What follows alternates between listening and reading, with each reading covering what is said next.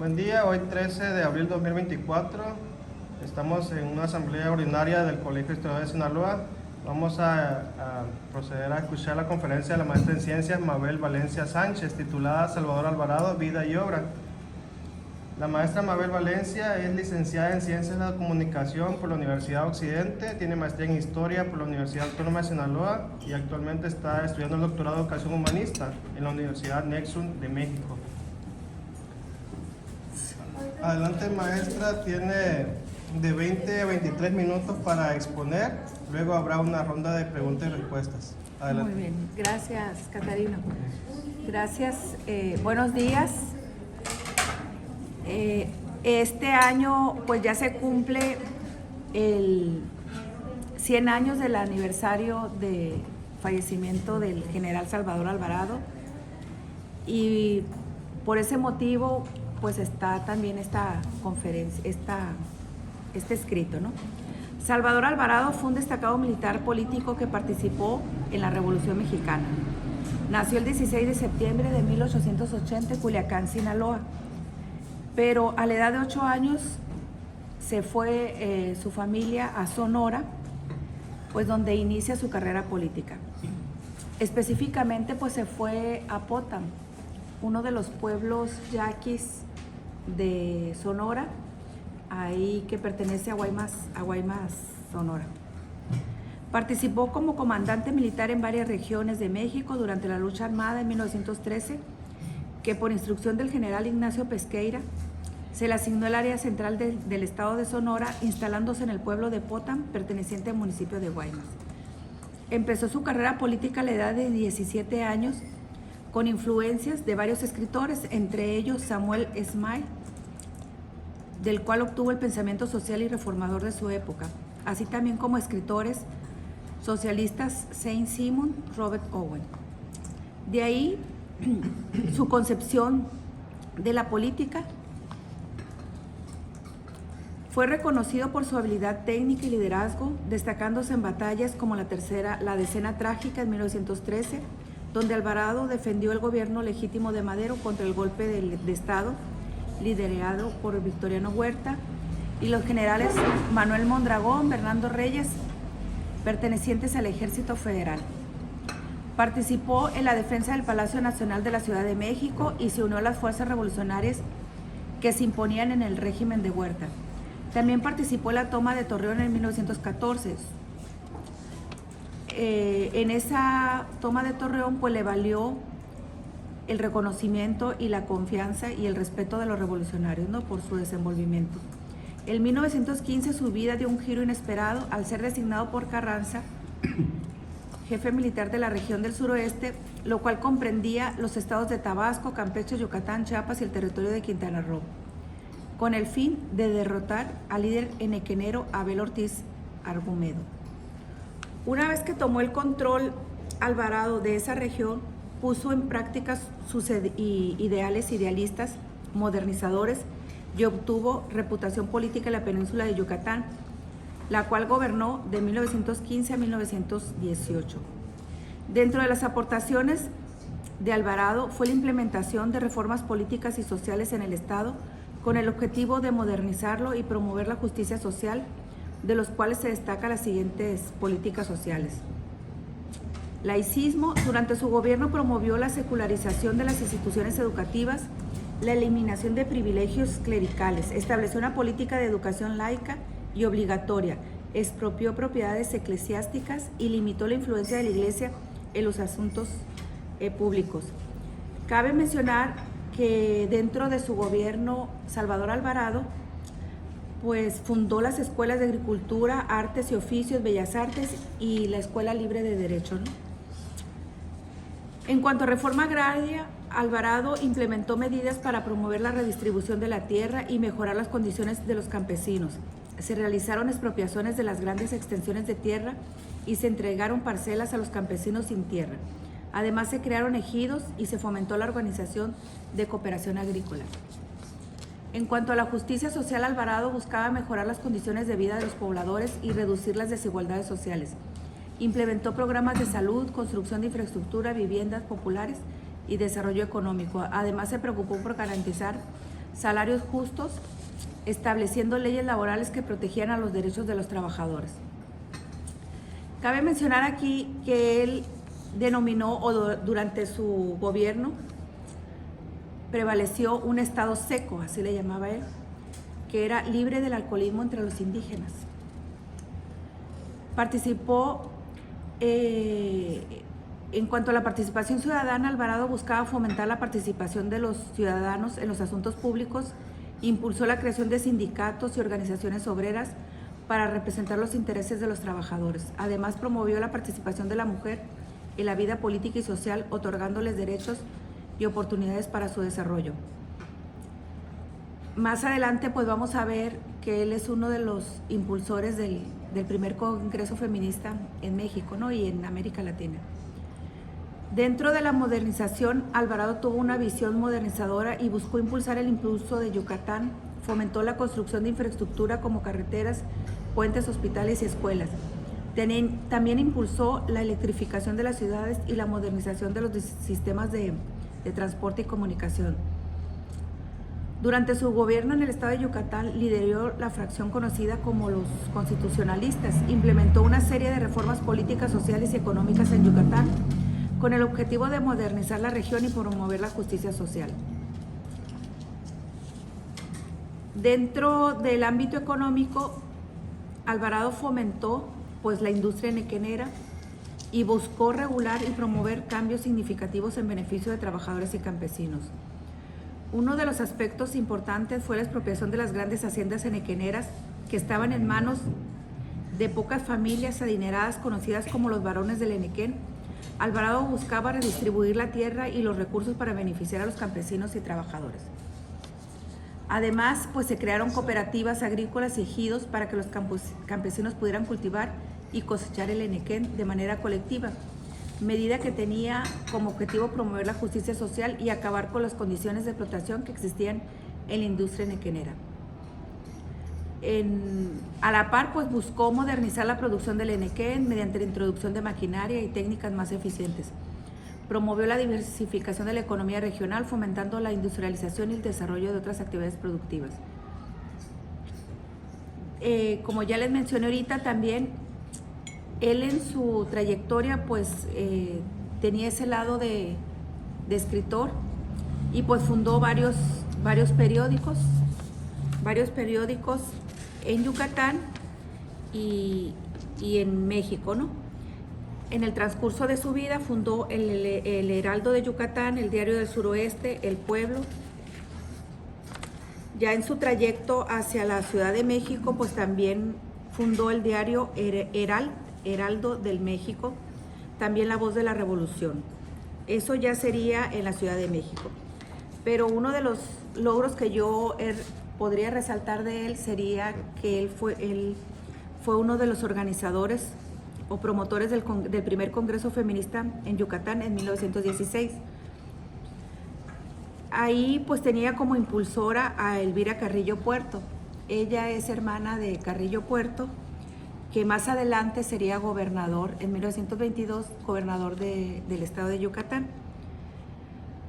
Carrillo Puerto Elvira ya venía pues dando sus primeras manifestaciones de apoyo a la mujer, principalmente en 1910 cuando se unió a las rebeliones de Valladolid y empezó en 1912 también en las organizaciones de las ligas de mujeres campesinas.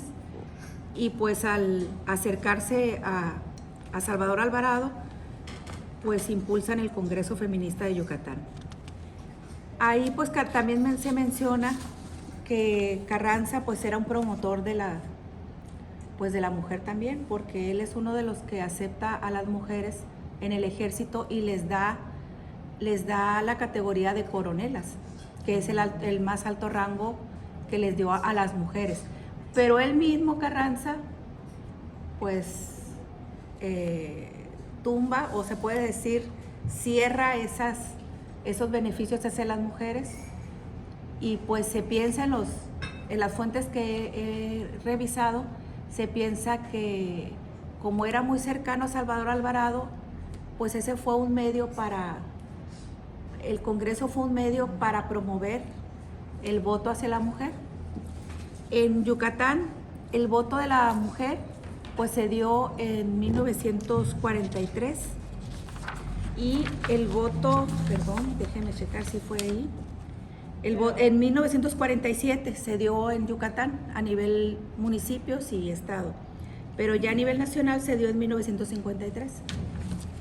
Ya después sale Salvador Alvarado y pues ya sigue el segundo congreso que ya organizaría Felipe Carrillo Puerto y su hermana y algunas otras mujeres que ya venían promoviendo, como Consuelo Zavala Castillo, Raquel Isbel, Rosa Torres González y pues entre ellas Elvira Carrillo Puerto. Como vemos, pues Salvador Alvarado tenía pues una línea o un pensamiento socialista, por eso su forma de gobernar el Estado. Fue un personaje influyente en la Revolución Mexicana. Su legado es controvertido, pues algunos lo ven como un líder progresista y reformista, mientras que otros lo critican por las medidas radicales que implementó y por su estilo autoritario de gobierno. Pues participó en la Revolución Mexicana y pues su gobierno de Yucatán dejó una marca en la historia del país y en la lucha a la transformación social y política. Muchas gracias.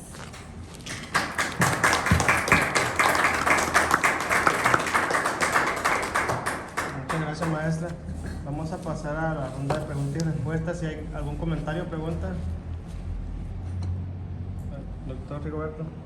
Bueno, antes que nada felicitar a María por esta interesante conferencia que nos inicia en el conocimiento de la vida y obra de Salvador Alvarado y que pues tiene que dársele su lugar en momentos en que estamos recordando también a Rafael Buena, así que dos sinaloenses ocupando un lugar importante en la transformación de la nación.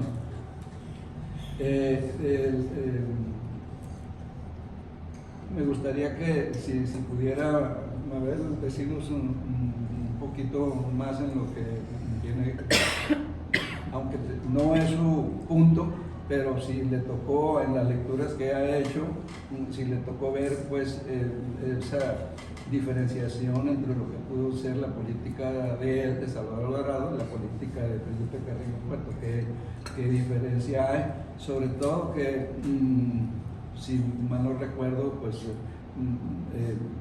van a morir en un descuido en el mismo año, no sé, Felipe. El 24 muere Felipe Carrillo Puerto, fue fusilado. Entonces están muriendo en el mismo año, pero al parecer están en diferente facción político-militar.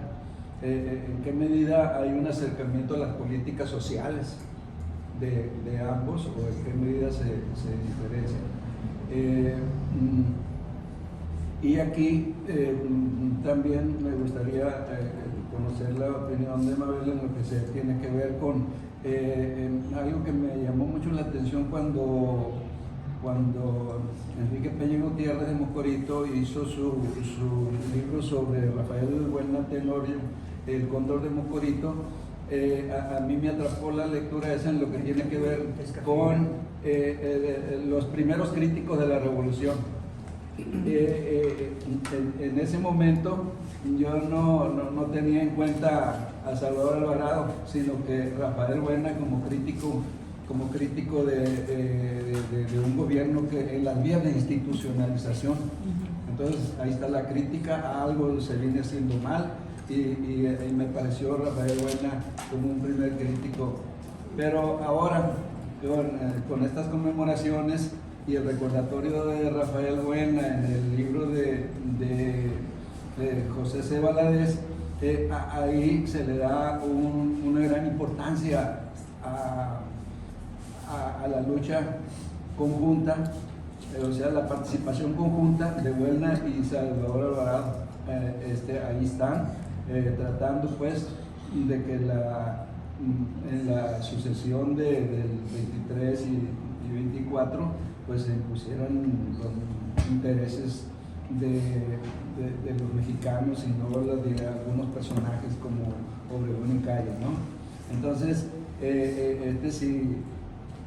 si pudieras, en este sentido, si pudiera considerarse que son Buelna y Salvador Alvarado, junto con los jefes, ¿no?, que serían de la Huerta y Enrique Estrada, que se le da un papel muy importante en la película de Ciudadano Buelna, si se pudiera considerar, pues, como pertenecientes a un grupo que hace la primera crítica a la revolución en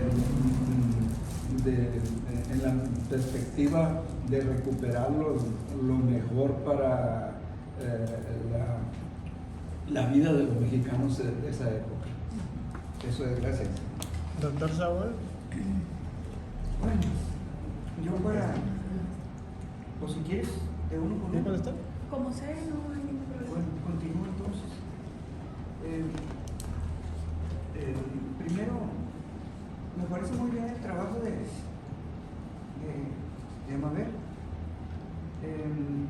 Creo que había de revisar la forma en que trata la participación de Alvarado en lo que fue la decena trágica. Y además decir, o complementar, agregar el que Salvador Alvarado, para Carranza, en los momentos más difíciles, cuando él acababa de llegar a Veracruz, ante el empuje de las tropas de Villa y de Zapata, había abandonado la Ciudad de México, en un momento en el que formalmente Álvaro Obregón estaba del lado de la convención. Las tropas, después de que habían sido barridas en una campañita breve pero muy relámpago, las tropas de Pablo González por Villa, lo que le quedaba de protección a Carranza eran las tropas que tenía en Puebla, luego de que se habían retirado de la Ciudad de México. No estaba Obregón, y a quien le dio el mando Carranza para que jefaturara las tropas que defendían Puebla, o el núcleo más importante de tropas carrancistas, se lo dio a Salvador Alvarado. Y él fue el que enfrentó la ofensiva de los zapatistas, pero no pudieron resistirla. No me meto en los detalles de las razones, pero Zapata, después de varios días de combate en los pueblos vecinos, terminó tomando Puebla. Se retiró Alvarado con las tropas, no mucho, pero retrocedió, y fue después de eso cuando Obregón se puso del lado de Carranza, y el primer jefe constitucionalista le dio entonces a Obregón el mando de las tropas. La otra cosa es que, desde mi punto de vista, la última rebelión progresista dentro de la Revolución Mexicana me parece que fue la de la huertista. No voy a dar, muchos detalles de eso, por qué creo eso, pero solamente decir que en esa sublevación, Diegues, Alvarado, Rafael Buelna,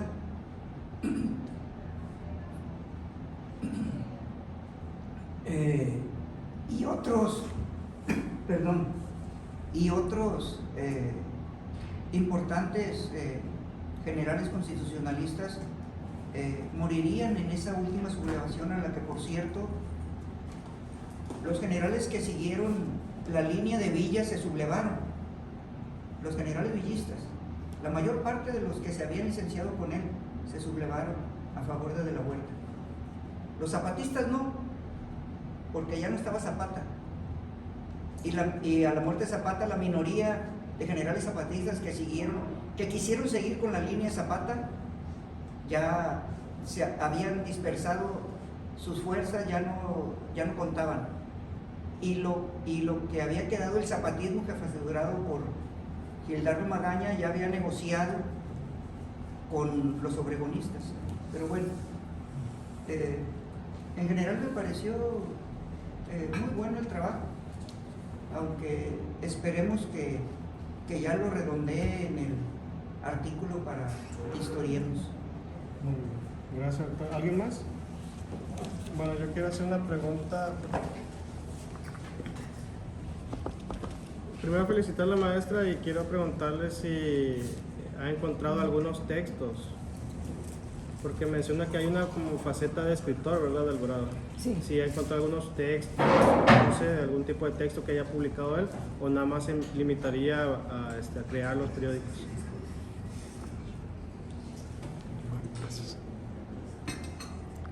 Bueno, el maestro Rigoberto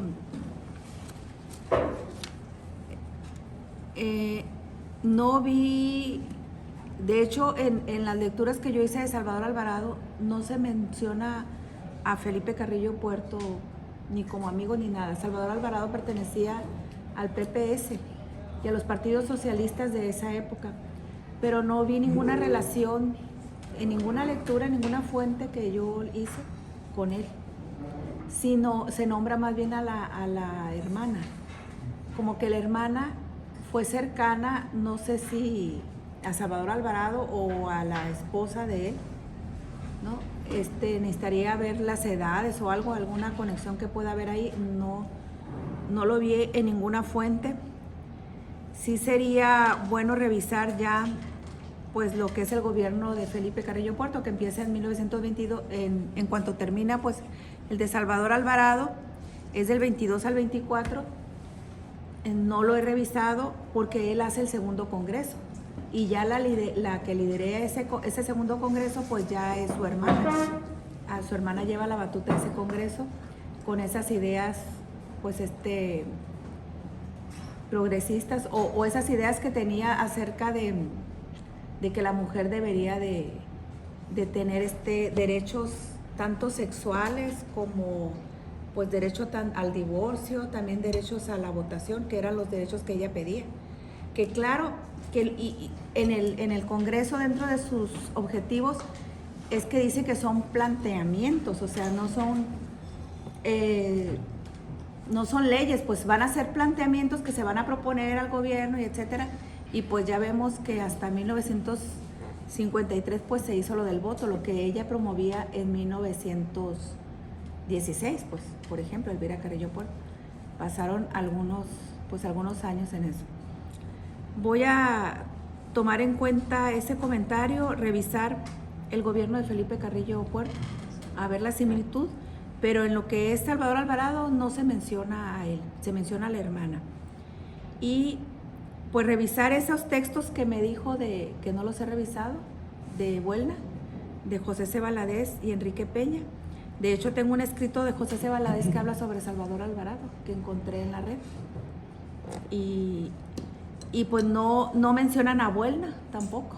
O sea, no hay un texto, no he encontrado un texto donde diga que ellos tienen alguna conexión, pues, o algún acercamiento. Necesitaría revisar a lo mejor otras fuentes también, pues, ¿no? Y pues, doctor Saúl, pues usted es un experto en la Revolución Mexicana, creo, así lo considero porque es el tema de usted.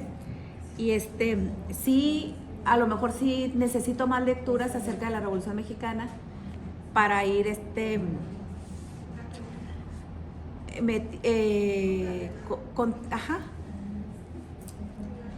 hilando la vida de Salvador Alvarado, ¿no? Porque pues es un general que sobresalió tanto por su pensamiento como sus estrategias de guerra, pues, ¿no? De organización también. Y Catarino, ¿cuál fue tu pregunta? Si tenía textos literarios. Bueno, no he revisado los periódicos, más bien ha sido fuentes que mencionan que él creó periódicos, como que ya su interés dejó la gubernatura y ya su interés fue escribir, pero no tengo ningún documento realizado por él. Hay algunas fuentes dentro de los textos donde vienen el pensamiento de él, pero yo el revisado no, lo he visto en fuentes, ¿no? En fuentes el pensamiento de él. Maestra Raquel. Cuando estuvo en el gobierno Carrillo Puerto, pues la hermana era la promotora del voto de la mujer. Se autorizó, pero nada más duró el tiempo que gobernó, porque ya salió y lo quitaron. El siguiente, el que le siguió, lo quitó. Entonces ya después pues ya se autorizó a como autorizó la Ciudad de México, pues ya los demás presidentes, que Miguel Alemán que autorizó el de los municipios, y ya Ruiz Cortines que autorizó el voto ya federal. Pero sí ellas votaron en esos años para los municipios. Promovieron pues el voto de la mujer. Sí. Y Salvador Alvarado pues fue el que inició todo eso. Tienes una tesis, ¿verdad? De voto de la mujer. Sí. Y ahí hago algún comentario de eso. La voy a revisar. Sí. Raquel. Voy a revisar esa tesis porque ahorita que lo mencionas me acordé que tú tienes una tesis con el voto, ¿verdad? Sí, El voto nomás que femenino. ahorita no recuerdo bien así qué pasó con Elvira. Y la secretaria de Carranza, como dijiste tú, que también estaba a favor, era Hermila Galindo, creo. Sí. Y ella también, y ella también era pues la líder ahí para que autorizaran el voto, pero no. Hermila pudo. Galindo en 1918 fue la primera mujer electa como diputada del quinto distrito. Sí, pero nomás federal. se eligió, pero no ganó, pues. No fue votada. No. Y la primera mujer en 1759 a nivel internacional fue Mary Wollstonecraft, algo así se llama. Sí. Pero Hermila Galindo fue aquí en México, Sí. la primera mujer electa. No Era sé la cómo serán las secretaria. votaciones porque no me he adentrado, pero es parte de lo que dentro de la bibliografía de Elvira Carrillo Puerto está, Sí. se menciona, ¿no? Ajá. Y pues Elvira Carrillo Puerto fundó la Liga Orientadora Feminista Socialista. Sí. Fue una promotora del cambio del artículo 34 también, que decía,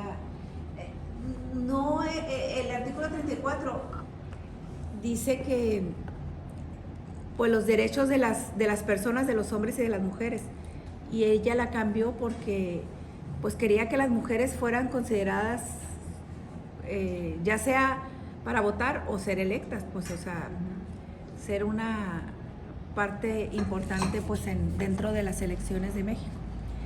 Eso es lo que fue a Elvira Carrillo Puerto, por el mote que tiene o por el que le decían la monja roja del Mayab. Me imagino monja porque ha de haber sido soltera, y la roja porque pues ya ve que le decían como rojos a las personas, y el Mayab por el lugar donde se localiza, ¿no? De hecho también me llama la atención el mote que le hicieron a Carrillo Puerto, que era la muerte del dragón de los ojos verdes, porque el hombre era de ojo verde, y entonces tenían así como unos así les decían, o no sé, así cuando no les decían por su nombre, no sé, tendría que buscar esos significados para dentro del contexto, pero ya entraríamos más al gobierno de Carrillo Puerto. Sí, maestra Elda. Sí, yo creo que es muy interesante las observaciones y comentarios que le hacen a Mabel para que vaya enriqueciendo el trabajo. Sobre todo, a mí me interesa mucho ver esa parte, ¿no?, que decía el profe Rigoberto, de esas líneas que tienen estos gobernadores, ¿no?, que son líneas consideradas progresistas, ¿no?, dentro de un periodo donde, digamos, no era esa, digamos, la política, ¿no?, a nivel nacional, o apenas estaba conformando lo que era el nacionalismo revolucionario, y ellos la verdad es que sí representan propuestas de avanzada, ¿no?, y pues prueba de ellos la cuestión de la mujer, ¿no?, cómo hay iniciativas que desafortunadamente en ese momento pues no logran tener seguimiento, ¿no?, por los cambios, pero parece muy interesante. Y cuando estaba hablando a veces sobre las mujeres, que Rachel tiene que participar porque es su tema. Tiene muy buen trabajo de tesis, ¿no? sobre el voto femenino. Ahí Gracias. Viene ahí una relación de mujeres de Yucatán, y pues no son muchas, no sé cuántas habitantes había en Yucatán, pero son cerca de 25 o 30 mujeres que eran las promotoras del voto, que es lo que promovían principalmente, era el voto de la mujer. Ya Elvira Carrillo Puerto, pues las cuestiones de género y pues de sexo también, pues, ¿no? De orientación sexual, de orientaciones que las mujeres no recibían, pues de salud también, que las mujeres no recibían. Y ahora pues sí hay esa atención, pero de salud, de cuestión de salud, pues hay más promoción de la salud de la mujer, también como hay promoción de la salud del hombre, pues. Muchísimas gracias, maestra. Saúl, ¿Vale? Saúl levantó la mano. Solamente para decir que yo lo que hice fue consultar porque, digamos, no conozco mucho de Elvira, como se ha dicho, y me apareció aquí en todas las fuentes, las referencias, que es Elvia Carrillo Puerto. Y la otra cosa es de que Elvia o Elvira. Elvira, lo tengo. no nada más no era soltera, sino que me aparecen 2 cónyuges, se casó 2 veces. Y que falleció en 1965, parece que leí que a los 85 años. En 1965. Ah, ¿Qué, maestro Rigoberto? Sí, creo que tenemos que darle seguimiento a este centenario de fallecimiento de Salvador Alvarado, y una de las líneas posibles, o al menos alguna participación posible en una mesa redonda o lo que sea, sería la cuestión del libro, el folleto o libro breve de Salvador Alvarado, es donde viene sus concepción utopista, que aquí la universidad lo publicó con una introducción de Héctor R. Olea, que es Mi Sueño, y de tal manera que podamos ver el tránsito del pensamiento utopista de Owen a Salvador Alvarado, porque hay un texto de Owen también en esa perspectiva de la ciudad ideal. Entonces también Salvador Alvarado lo presenta en Mi Sueño, y claro, de referencia ya tangencial de lo que pudieron haber dicho los magonistas sobre el pensamiento utópico, ¿no? Pero centrado en el tránsito de Owen a Salvador Alvarado, y si es más o menos de mediados del verano a más adelante, pues yo me anotaría en esa perspectiva de comentar el pensamiento utópico de Salvador Alvarado. Y le recuerdo aquí a todos los que estamos aquí que en forma gratuita pueden conseguir en el acervo del Instituto de Estudios Históricos de las Revoluciones de México. Ahí se encuentra la obra en 3 tomos de Salvador Alvarado, en 3 tomos, así que son muchísimas páginas dedicadas a lo que podría su perspectiva de la transformación de México, o sea, que él está proponiendo en los más diversos aspectos, y ahí se puede conseguir en forma gratuita. Los traté de bajar, pero no, hay que comprarlos, entonces eso no, o sea, que le ponen un candado, le dan así como, sí, bájalos, y luego te ponen un candado, y ya no lo hice, pero sí lo quiero bajar en el internet.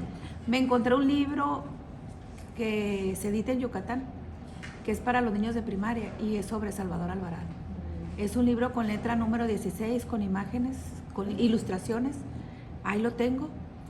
Son casi 20 páginas, y es una lectura fácil, pues es para niños de primaria, pero me llama la atención que es un libro especial de Salvador Alvarado que se les da a los niños de primaria. Entonces habría que ver qué enseñan ahí, porque como aquí se da historia de Sinaloa, allá debe ser historia de Yucatán, pero sobresale pues la historia a lo mejor, o el gobierno de Salvador Alvarado en Yucatán. Para adelantarles que Francisco Padilla y yo ya hace rato platicamos que vamos a promover un evento en homenaje a Salvador Alvarado, en el reconocimiento que realmente, mirando lo que hizo para la revolución o para el país, lo que hizo Felipe Carrillo Puerto no se compara con lo que hizo Salvador Alvarado. Que reivindicar a Salvador Alvarado, reivindicar a Felipe Carrillo Puerto, un estado en donde este año iba a haber elecciones, era más redituable políticamente. Y hasta en Sinaloa, pues también es más redituable seguir la línea oficial. Pero realmente la participación de Salvador Alvarado, miren, tan decirles así de sencillo. Salvador Alvarado, el general, nombrado por Carranza comandante del Cuerpo de Ejército del Sureste, Sí. en los estados que ya mencionó Mabel. Detrás del ejército, ya que triunfan, ahí van los pacíficos, los políticos, los licenciados, etcétera, etcétera, etcétera. Sin Salvador Alvarado no hubiera habido Felipe Carrillo Puerto nunca. Pero nada más con eso. Muchísimas gracias. Es muy interesante la figura de Salvador Alvarado. Seguramente vamos a tener la oportunidad de seguir hablando de él. Y quiero agradecerle a la maestra Mabel Valencia Sánchez el habernos compartido su conferencia. Y doy lectura a la constancia que se le va a entregar. Dice: el Colegio de Historiadores de Sinaloa AC, a través de su consejo directivo, extiende la presente constancia a la maestra en ciencias Mabel Valencia Sánchez por su conferencia Salvador Alvarado, semblanza de su vida y obra, en nuestra asamblea ordinaria. Ciudad Heroica, Culiacán, Rosales, Sinaloa, 12 de abril del 2024. Firma su servidor, presidente Cartena Conaces.